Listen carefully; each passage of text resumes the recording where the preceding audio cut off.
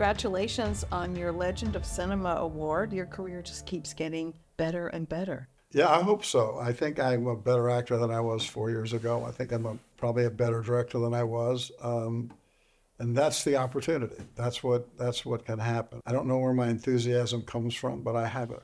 I've been doing this for 46 years and I'm still very enthusiastic. I look forward to waking up every morning. Your latest multi-feature epic, Horizon, is nearly as grand as the landscape of the Old West itself. The saga begins with the creation of a new town. Such an interesting premise. How can we expect to see the next chapters evolve? Yeah, the fact that it's a new premise is kind of interesting because I would have thought, why haven't we done that before? Why haven't we made these towns that seem to pop up like mushrooms when they didn't? And I think the first image of Horizon is a stake going in an ant hole, and you feel the ants come rushing out. The Native Americans, they were in the right places, where the water was the lowest, where the water was the best, where the animals were. They were in the good places of America. When we put these towns down, we put them right down in the best places. And then we also ultimately move them to the worst of places. So for me, starting at the beginning of a story that I felt would travel over time was worthwhile. Absolutely. Yeah, you do make wonderful films that, as you said, last for a lifetime, not just a weekend. I think we have to think that way. I think that anything we do, whatever we say, can travel in this world too for a lifetime. What we stand for can travel for a lifetime, not just the moment. I think of some of the people we end up celebrating, some people that we look back on, didn't feel their lives were successful at all. Yet what they stood for has made a difference. I just finished doing a documentary on Teddy Roosevelt and John Muir, the famous meeting they had for 4 days. You think these national parks just emerge, you're wrong. If you think that people put their whole careers on the line to make them happen, they did. Do you think it took a lifetime to get there? It did. So we need to get in touch with the good things, and they didn't happen by magic. Horizon received a 10-minute standing ovation at the Cannes Film Festival, and you commented that in that time you watched your career backwards in your head. What highlights did you see? I came from a blue-collar family. I worked on fishing boats. I framed houses. But I knew in my heart I was a storyteller. It was a journey. I needed to find my own voice. In America, you can do a lot of things where you can make money and not be very happy in what you do. So for me, I didn't want to be that. I wanted my work to be my hobby. Could I make storytelling entertaining? Could I make a living at it? You have a very tender heart, yet you sustained the harshness of the film business for decades. How have you managed to overcome disappointments along the way? If you believe that the value of something is measured over time in its truest form, then you can hold on to that. I'm kind of driven to do the things that I think will be successful. They might not be popular at the moment. They might be in the trend of things that want to happen. My relationship with the audience is a really pure one. I think about them when I make the decisions. I don't do things to cater to an audience, but once I make what I think it's supposed to be, I don't want anybody to fool with that.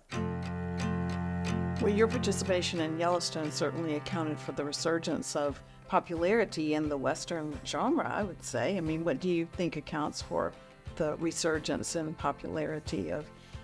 It's just storytelling. We have so many tools now at our disposal. The reality is whatever we do in whatever decade the story is taking place, we should do it honor.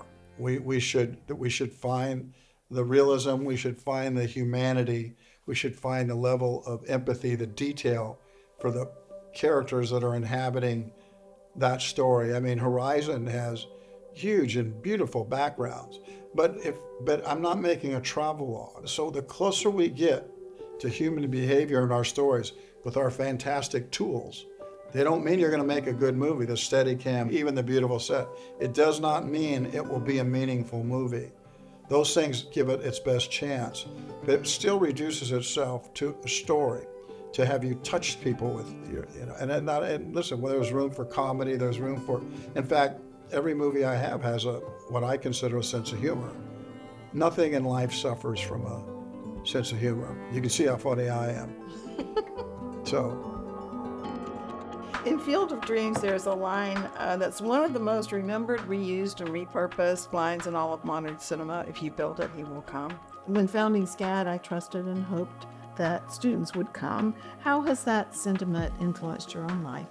Well, I think that there's 2 points of that question that I think should be addressed. One, we are capable when we're careful with the film, when we treat it importantly, when we've taken care, that you can create a moment or a line that people will never forget. Every movie that's made has a chance to make its mark, to maybe be remembered forever. It's what we do. It's what the writing is. It's how we've gone about it. I always keep that in mind. I don't want my movies to be disposable. Those lines can live in our hearts because we have a relationship as an audience with movies. We love movies. And I think deep down we want them to take us different places. Studios think that we have to keep feeding you the same kind of thing. But deep down, when we go into the dark, we want our breath to be taken away. Or we want to make out. I don't know. Some of my movies, people got their first kiss. So that's what happens with movies. You know, Well, they'll never forget that. They can touch you. The movies can touch, they're supposed to. Yes. Not in every instance, but we have a chance to connect in a way that you never forget. The band Kevin and the Modern West was formed in 2007, and music, I understand, has become a big part of your life. What inspired you to pick up the guitar? Yeah, well, music was what I came to first. A lot of people came to it in the church. My grandmother was the choir director. My mom and her sister were in the choir. I was a wise man every Christmas. I played the piano in our church, too. I loved the music that came from the church. I was trained classically on the piano. But I didn't know that I was coming into this business to make a living. I just knew that I loved storytelling, whether it was in song or whether it was whatever. I didn't know that this was how my life was going to unfold. And thank God it did, because I prayed for it. I needed this to happen. I found my way. I found my yellow brick road. You sure did.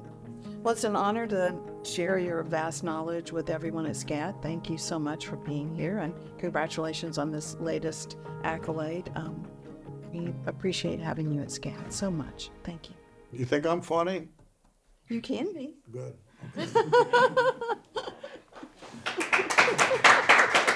Thank you.